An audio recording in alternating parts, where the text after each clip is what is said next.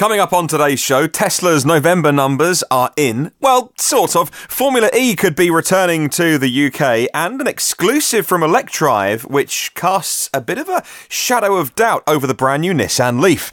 Well, good morning, good afternoon and good evening, wherever you are in the world. Welcome to EV News Daily for your midweek Wednesday, 5th of December.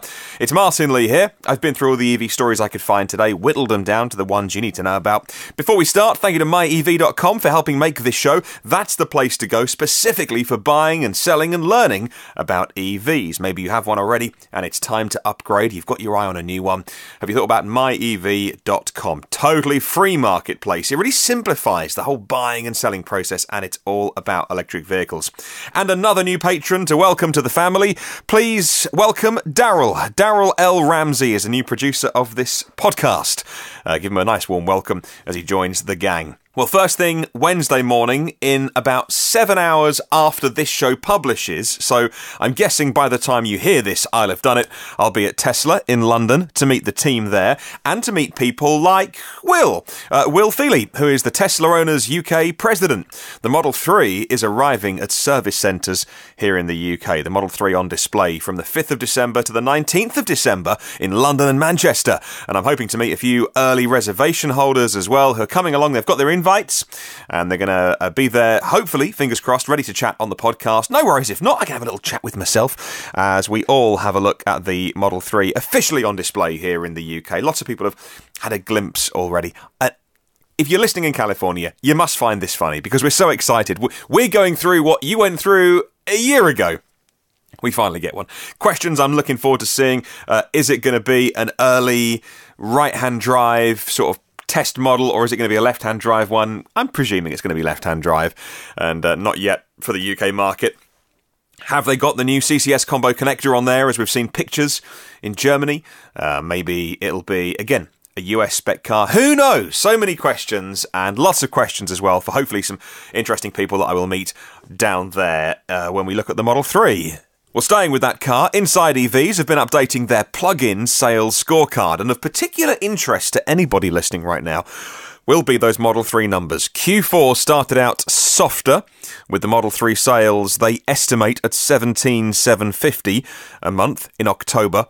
That's still impressive, 17,750 Model 3s in a month. That was the third best sales result ever for the Model 3 in the US, but now there's a new number 3 as sales of the Model 3 once again ticked upwards as the quarter moved on. November sales estimates are out, and Inside EVs puts their number for the month of November at 18,650. That figure doesn't include Canada, by the way. As you know, Tesla don't do monthly numbers, but Inside EVs are scarily accurate sometimes, and so these are a good indicator. Is it just me, by the way? Is it just me having a wry smile at that estimate for the number? 18,650. I mean, they could have gone 10 either way, but something tells me they either rounded up or down, just for a smile. As in, 18,650s are the cells that are used in EVs. Although then, ironically, not the Model 3. They're the 2170 cells in the Model 3. But apart from that, Tesla built really on the success of 18,650s. Maybe it's a bit of an inside joke there. Well, the year-to-date tally so far for the Model 3 is equally as impressive. 114,472 is the estimate. Cum sales now stand at 116,296, which is higher than all plug-in vehicles sold in the US for all of 2015. Let me say that fact again. In 2015, every single plug-in vehicle sold in the US, there were fewer than how many the Model 3 has sold cumulatively. So as in, since they've been on sale since just before this time last year. Wowzers, what a great stat. Love those. Well, moving on, and I mentioned on a recent show that I was a little disappointed Formula E hasn't been back in the UK since 2015-16 season, was it? Next season, I'd love to see Formula E in the UK, but it won't be happening. Well, listener Brian, who listens in Manchester, sent me this link to the Alex Kalinokis article writing for motorsport.com. Alejandro Agag said that the ABB FIA Formula E has a little plan to bring the electric championship back to Britain in cooperation with Motorsport UK. Agag teased, we can say, attendees at the Autosport Awards over the weekend that he'd be having a secret meeting, tongue firmly in cheek, because he told everybody it was a secret meeting with the Motorsport UK chairman David Richards, another famous name in motorsport, on Monday morning. When he was asked about the nature of the meeting, he did confirm it was related to bringing the race back to the UK. A lot of the stuff from the Autosport Awards on YouTube, by the way, if you're a fan of motorsport, it's something that you might want to check out. Here's a little clip of Alejandro being interviewed. But I have a secret meeting tomorrow with David Richards, who I have seen already.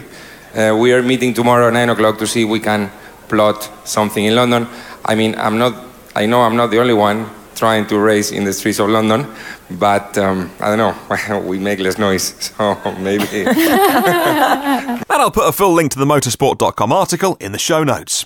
Now an Electrive exclusive. I like Electrive in terms of their journalism and their standards and their quality, and you really can't fault them. There is a story on their website today, and it's a single source story, by the way, and I always try and look for at least two sources when it's something like this.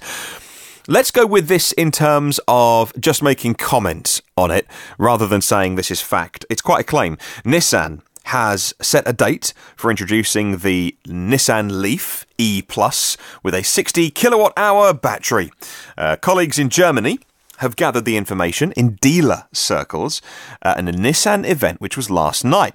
At the event last night for dealers, Nissan informed their partners the Leaf will debut at CES. CES in Vegas in January on the 8th. When the information was conveyed about the battery pack not having active thermal management, Electrive say that whispers could be heard across the rows as it became clear the 60 kilowatt-hour pack will go without liquid cooling. Now, the reason I say this isn't confirmed is because Nissan have made no statement as of time of recording of this, and it seems to me, to my tiny brain, unthinkable after the problems they've had this year of people taking to social media, of really being dismissive of the car for not having active thermal management, of being able to do a couple of rapid charges in a row on a long journey, but then that charge speed dropping right down, not deserving of the title rapid. Surely with LG Chem cells, which the 60 kilowatt-hour pack is going to be, not formerly their own cells, surely if you're using LG Chem, it comes with all of their spec, their ancillaries, and that includes active thermal management, as we have in things like the Hyundai Kona, the Kia e-Niro, all have their own solutions for keeping the battery at the right temperature. And of course, just if you're new to the podcast, when you rapid charge consecutively, whenever you put any kind of resistance through a battery, it generates heat, and it's that heat that can be damaging to a battery. And so in order to not damage your batteries irreversibly in your car, there are always sorts of fail-safes. There's a thing called the BMS, which is the battery management system, and that looks after your battery for you, and that is the thing that can slow down the charge rate to keep the temperatures down. For instance, solutions in things like Teslas are liquid cooled. They actually pump a fluid around, and it's different to the Model S and the X and the 3, and they've over the years really finessed, and the latest Model 3 battery packs that have been, I don't know, like in a wreck, and they've been torn apart and YouTube videos made. Very, very sophisticated solution to keep the packs cool. It, to my brain, unthinkable that Nissan wouldn't do exactly that to recover all of their lost reputation. Told you yesterday on the podcast how November sales were down for the Nissan Leaf in the US. This is a car that used to sell 30,000 a year at their heyday, and this year they'll be lucky to sell 15,000. I'm a big fan of the Leaf, but I'm really concerned for Nissan if this story were to be true. But I'm not saying it's true. It's based on a single source. As much as I do love to read Electrive, watch this space is how we'll leave that. Difficult times for Faraday Future. According to Sean O'Kane at The Verge, the electric car startup Faraday Future is going to furlough hundreds more employees, a result of the ongoing cash crisis during a battle with its main investor. The company posted an announcement on Twitter today. The original statement was they were putting employees on furlough or unpaid leave back in October, reducing the US headcount from 1,000, I think it was, down to 600. At least 250 more employees now are being furloughed today, multiple sources tell The Verge. And if I were a supplier of Faraday, if I were owed money at the moment, for instance. This is not another good piece of news coming out of the company. It's brutally hard to start an electric car company.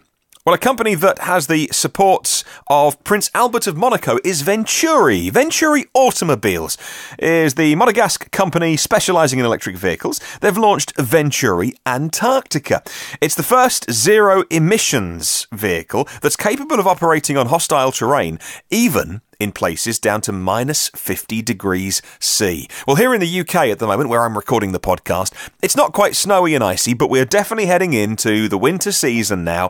4 or 5 degrees Celsius outside. We've all got the heating turned on. And yes, that does mean getting in the car in the morning. And the range is lower than it was, say, in June, July, August, when we had that heat wave of 30, 32 degrees Celsius. And so we're all feeling the loss of range a little bit here in the UK. But now they've made a vehicle that will go down to minus 50 running on batteries.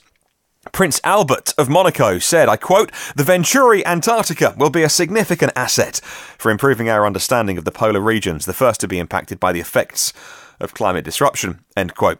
Well, the polar regions are the first to be witnessing the climate change and among the first parts of the world to experience negative consequences, pollution, loss of species. The threats to indigenous peoples are considerable in those areas. The stakes are high over the long term, and the impact of global warming is unfortunately already so visible. Arctic sea ice and glaciers on land are melting much more quickly than ever forecast.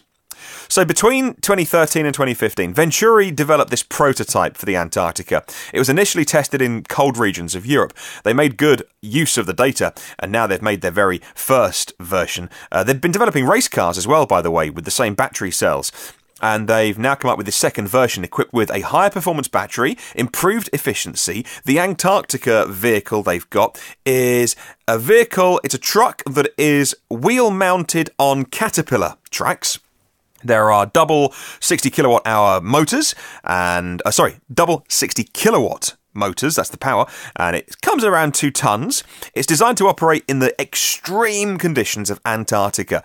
It can carry 3 people at a time, or their luggage, their equipment to get them to maybe their research base or something, and it can do 45 kilometres at about 20 kilometres an hour in realistic operating conditions, and I'll put a link to Venturi's website if you want to read more and see some more pictures. Well, a new 3-year and 3,000 vehicle project is going to be up and underway to test the impact of commercial EVs, and it's been announced today after being given the go-ahead from the UK energy regulator. They're called Ofgem.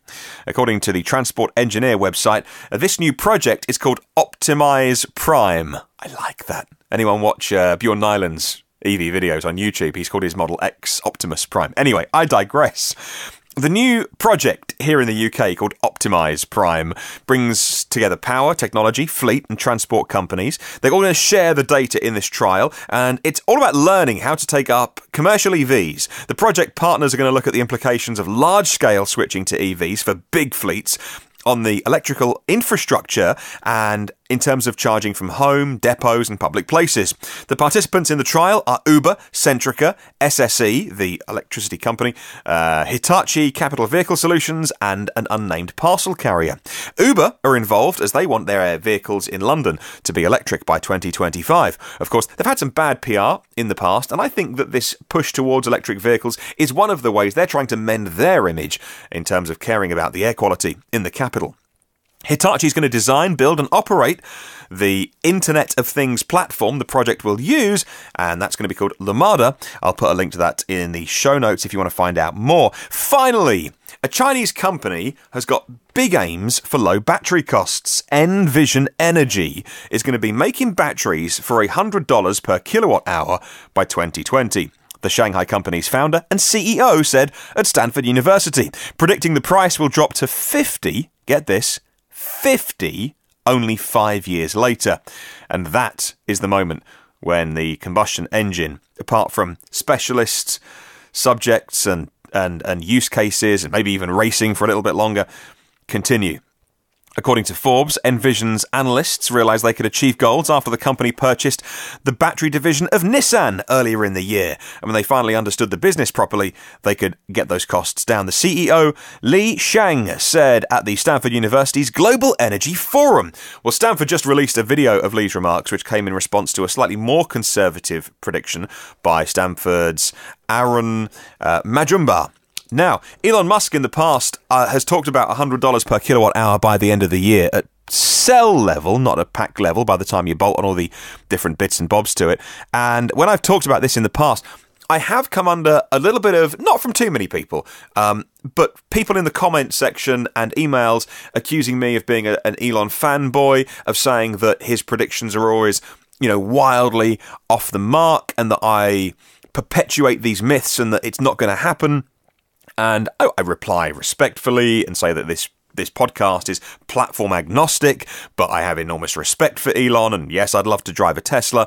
And if he says that Tesla are aiming for $100 per kilowatt hour by 2019, well, I'll report on that, because he was saying that at a shareholders meeting.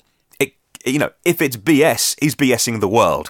And so people do give me a bit of heat sometimes for saying that, and that's Elon's ambition. And now another company independent of that have said actually by 2020 they'll be there as well. So that gives me confidence that these numbers are all kind of heading in the right direction. Right, moving on, and just a little mention of Formula E. We're down to single figures now, 9 days. 9 days until Formula E starts in the Adria circuit. Are there any good Formula E podcasts out there I should know about? I haven't found any yet, but any that you listen to or you know about, any recommendations, you can either DM me. My DMs are open on Twitter, or you can email hello@evnewsdaily.com. Sasha Pallenberg, who is a premium partner of the podcast, says that I was talking about Formula E recently, and that the power, the power doubled. He says Formula E's Generation 2 car actually has 50 kilowatts more power compared to Gen 1. He says, I followed their Valencia testing and the lap times improved by 5 seconds. Acceleration will be much faster. Not sure about improved downforce, says Sasha Pallenberg. One of the things I've read recently is the top speed is either the same or is mildly down, like fraction percent down on the Gen 1 cars, even though they've got all the more battery, all the 50 kilowatts more power. And that's because, as Sasha says, acceleration is much faster, the lap times are down, they're doing funky things with ground effect and a big diffuser and the downforce and things, but actually they've not gone for crazy high speeds. It's more about improving the show, getting up to that high speed.